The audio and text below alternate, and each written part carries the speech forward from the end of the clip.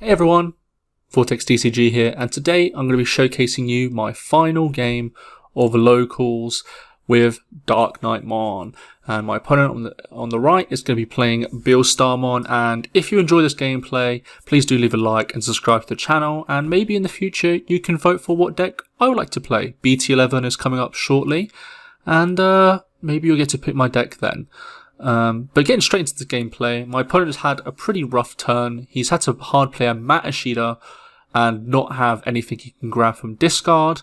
And my turn's been pretty good to say the least. I've been able to go into an Izzy Azumi and then go into Pride Memory Boost to get more searches. So at this point, I'm feeling pretty good. My opponent then goes into a level 3 to a level 4.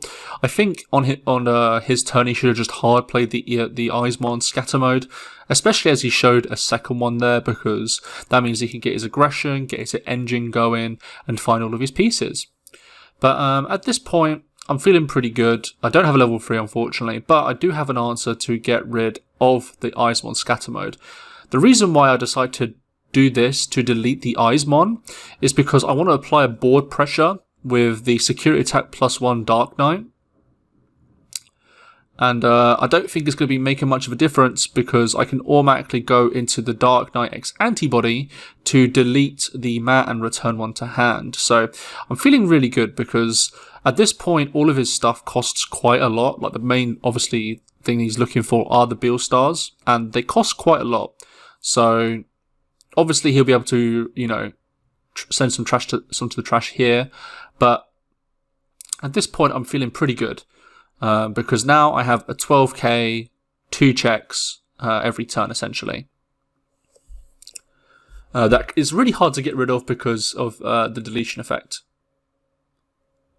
And so he goes into a BeelStarmon for, I believe it was like 10 or something like that. 10 or 9.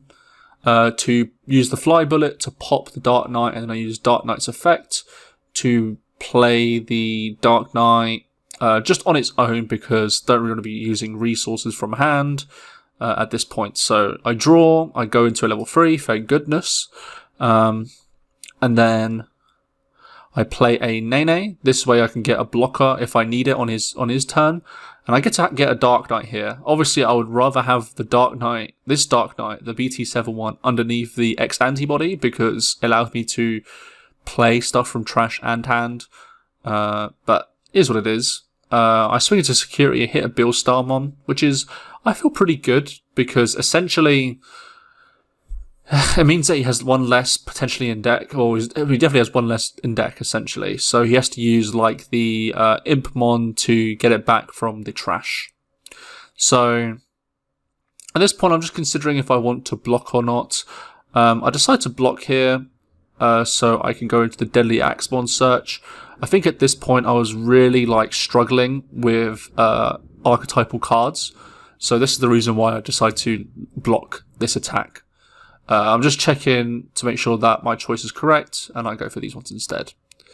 And then he goes for a Psychmon. So ends up, I think this doesn't really work well for him, because essentially this hurts him a lot more than it hurts me. I know it's a bit weird to say that, but he's the one that needs to reduce his play costs. So if I keep it up, he's not really going to have an answer. So I'm going to swing to security here, and it hits a nail bone, so a little bit unfortunate. He does get his EX-3, which allows him to search a lot more, which is unfortunate. But I guess most importantly, the Monitormon died, so I can't get the search off Pagumon.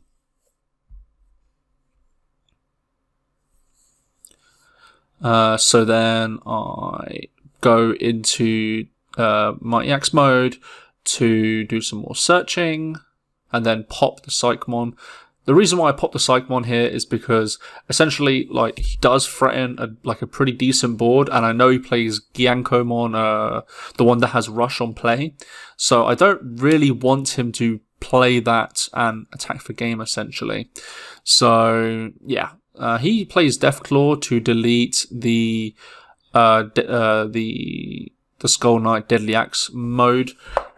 And he swings at security. It's a 3k, because of course it is. There's nothing really major or that big, I guess, in Dark Knight except for the X antibody itself.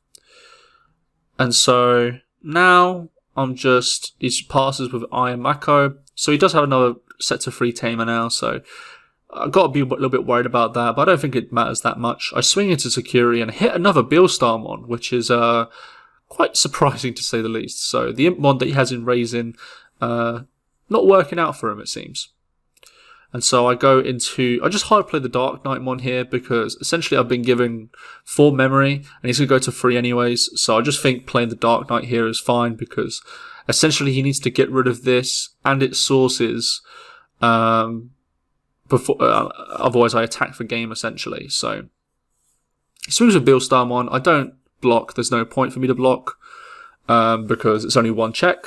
He goes to the Eismon and then swings with the Eismon. I will block this because, I mean, there's no reason not to at this point. I mean, like, what's the worst that can happen, essentially? And so I'm feeling pretty good because now I've got pretty much lethal on board unless he can play another BeelStar. But as we know, he hasn't really had the best luck when it comes to this. But he does have it in hand, which means he then gets to play Nailbone, which I think is the incorrect choice here. He goes into the rush and then gets another swing at security and then plays, I think, I can't remember what that card's name, but allows him to basically mill free. So then I push and then I swing for game.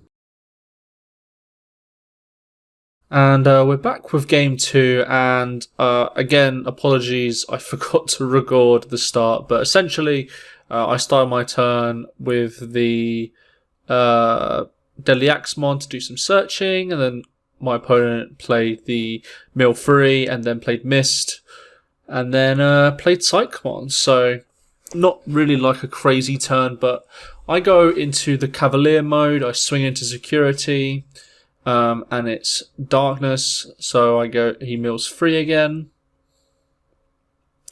And at this point, don't really know what to do, but I decide to just play the Deadly Axe mode here to do some more searching. I then add the Skull Knight, I believe it was. It might be another Deadly Axe, or Skull Knight Deadly Axe mode. And then he passes on to 2, so my opponent isn't really finding the pieces he needs. So he swings with the Gabumon. It does die, so he does at least get to draw and discard 1. Then he plays another mill card, and again, he's not hitting the ones he needs, unfortunately.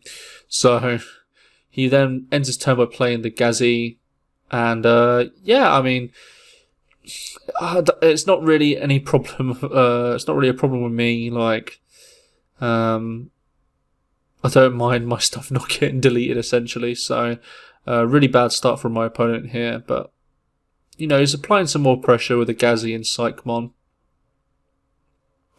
And so at this point, I'm just considering what do I need to do to essentially try and win this game. And what I do here is that I go into the Dark Knight for full cost of 8, essentially, with Digicross 2 to delete the Gazimon, because I know that my opponent needs the memory more than I need the memory to play my big guys out, essentially.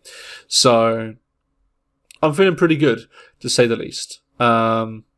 Essentially, he needs to be the one to swing into security with his own card. So he goes into the Trump Sword here. I get to return the Skull Knight to play the Skull Knight Deadly Axe mode, and then I add the Dark Knight from it. So, yeah, not a great turn for my opponent. I swing into security. It is a BeelStarmon. I swing into security again. It's another BeelStar. I swing into security. It's a Death Exmon. So a lot of power cards there that he needs for his strategy, essentially. And yeah, at this point, like, I think it's pretty much curtains. I don't think my opponent has really much advantage going on now because of him essentially missing all of his BeelStars. So he's going to add, I believe, the BeelStar back with the Impmon, and he's just going to calculate. But it doesn't really matter at this point because essentially he's counting them up, but essentially he can't play it because of the Psychmon. Because I'm at 1, he's at 1 memory, and it costs 12 to play. And so he plays it, and I tell him, like, you can't, obviously, because your own Psychmon. I don't know like why he decides not to at this point, because what he could have done is that he could have just swung at security with the Psychomon and then played the Beelstar. But I guess my opponent was just a little bit annoyed that he couldn't really play it for value.